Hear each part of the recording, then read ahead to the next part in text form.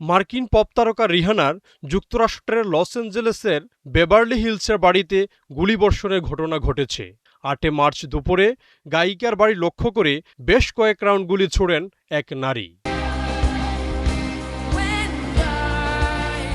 ঘটনাস্থল থেকে নারীকে আটক করা হয়েছে বলে জানিয়েছে দেশটির পুলিশ।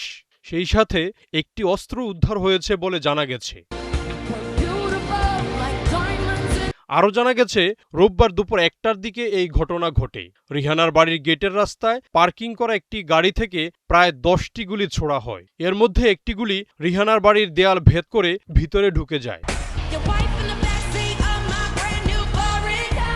বিভিন্ন মাধ্যম থেকে জানা গেছে, গুলিবর্ষণের সময় রিহানা বাড়ির ভেতরে অবস্থান করছিলেন।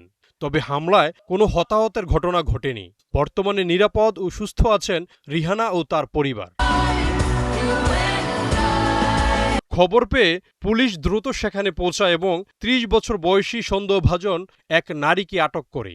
বর্তমানে বিষয়টি তদন্ত করছে লস অ্যাঞ্জেলেস পুলিশ। এই ঘটনায় রিহানার টিম কিংবা লস অ্যাঞ্জেলেস পুলিশের কাছ থেকে তাৎক্ষণিকভাবে কোনো মন্তব্য পাওয়া যায়নি। অরণ্য আনোয়ার, ৭১।